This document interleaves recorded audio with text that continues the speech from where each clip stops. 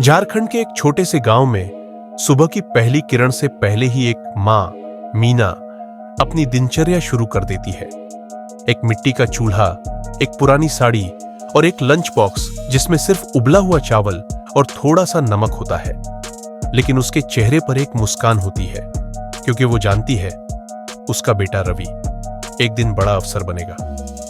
रवि केवल 11 साल का है, लेकिन उसकी आंखों में वो चमक है जो बड़े सपनों की पहचान होती है।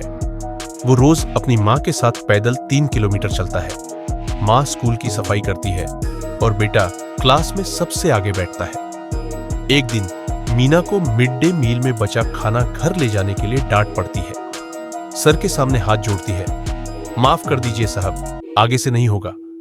और रवि वो चुपचाप दीवार के पीछे से ये सब देखता है।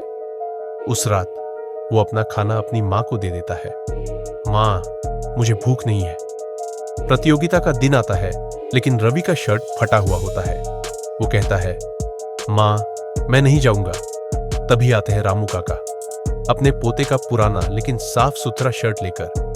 जाओ बेटा, सपने शर्ट से नहीं रुकते। रवि जीत जाता है। वो स्कूल का हीरो बन जाता है। सालों बाद एक पत्र आता है दिल्ली से।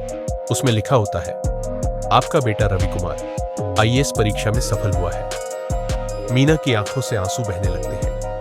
ये आंसू हार के नहीं, गर्व के होते हैं। आज वही रवि गांव लौटता है, अफसर बनकर। वही स्कूल, वही लोग, लेकिन अब मां को सम्मान से देखा जाता है। वो मंच पर खड़ा होकर कहता है, मैं यहीं से पढ़ा हूं, सपने मिट्टी से ही उगते हैं। और फिर वो अपने गांव में एक ट्रस्ट खोलता है, मीना फाउंडेशन फॉर ड्रीम्स, ताकि हर गरीब बच्चा पढ़ सके, बढ़ सके।